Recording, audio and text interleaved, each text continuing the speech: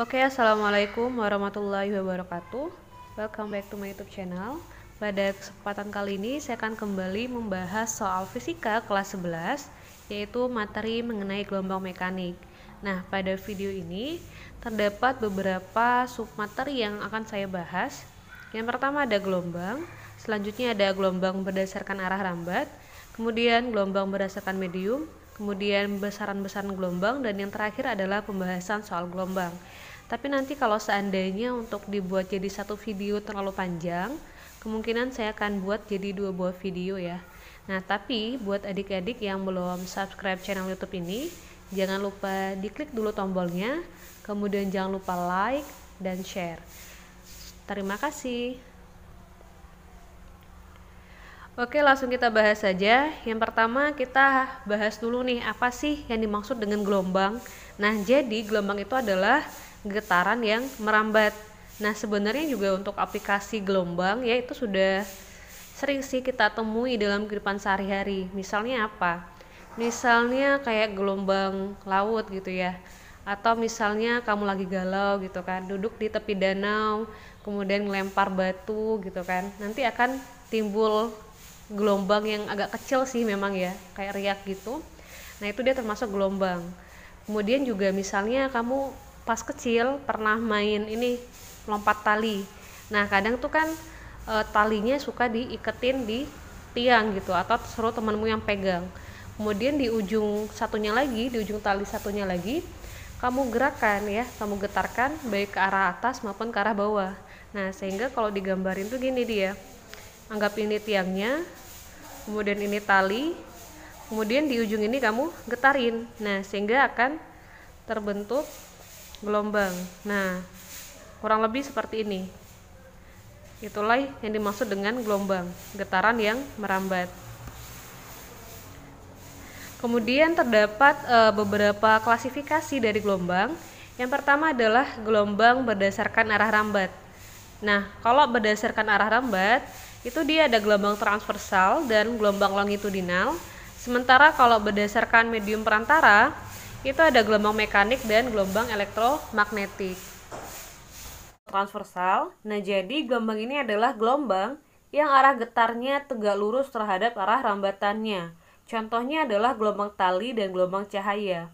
Nah, ini adalah gambar untuk gelombang transversal. Jadi gelombang transversal itu dia terdiri dari beberapa bagian. Nah, ada yang namanya puncak dan juga ada yang namanya lembah. Jadi untuk titik A dan B itu disebut sebagai titik puncak atau bukit gelombang. Sementara lembah itu adalah titik F.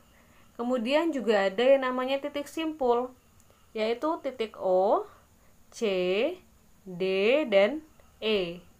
Nah, yang terakhir ada yang namanya amplitudo gelombang. Jadi, amplitudo itu adalah simpangan terjauh atau jarak terjauh dari titik kesetimbangan, yaitu dari A ke A aksen, kemudian dari B ke B aksen.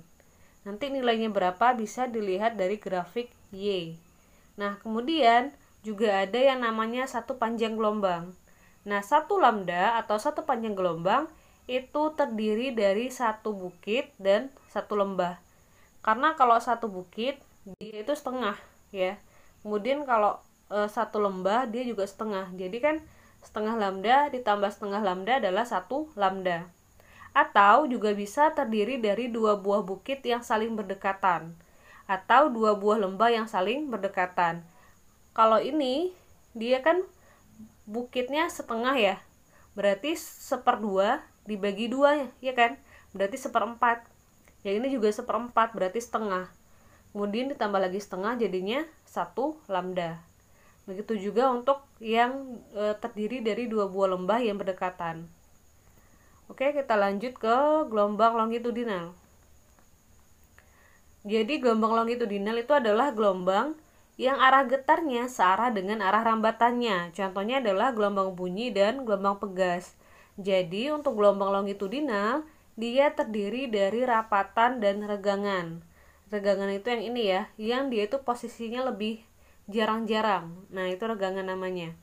Untuk satu lambda Pada gelombang longitudinal itu dia terdiri dari satu rapatan dan satu regangan, atau terdiri dari dua buah rapatan yang saling berdekatan, atau juga bisa terdiri dari dua buah regangan yang saling berdekatan. Nah, kita lanjut ke gelombang berdasarkan medium.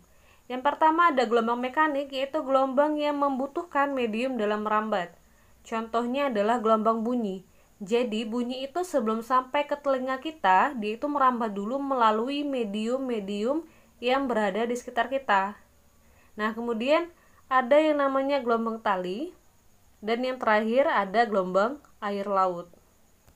Oke, kita lanjut ke gelombang elektromagnetik. Nah, ini adalah gelombang yang kebalikan dari gelombang mekanik. Jadi dia itu tidak perlu medium untuk merambat. Contohnya adalah gelombang radio, cahaya, sinar X, sinar gamma, sinar UV, dan inframerah. Kita lanjut ke besaran-besaran pada gelombang. Yang pertama adalah amplitudo gelombang, yaitu simpangan maksimum dari suatu gelombang yang diukur dari titik kesetimbangan. Tadi ini sudah saya jelaskan, ya. Jadi kita langsung aja masuk ke besaran yang kedua, yaitu panjang gelombang atau lambda. Adalah jarak yang ditempuh gelombang dalam satu periode. Ya, ingat ya, satu periode. Nah, satu lambda juga saya sudah jelaskan tadi. Kita langsung lanjut ke frekuensi. Adalah banyaknya gelombang selama 1 detik, ya.